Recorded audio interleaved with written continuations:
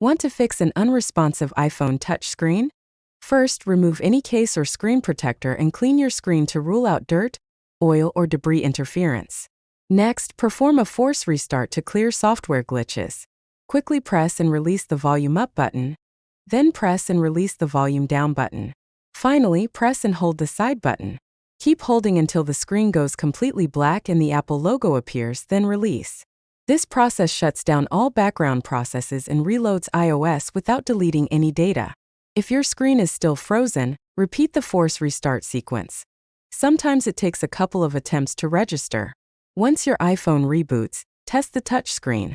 It should respond normally again.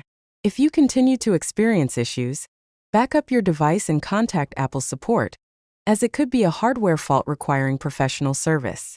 If this helped you, please tap like, share your go-to iPhone fix in the comments, and subscribe for more quick tutorials.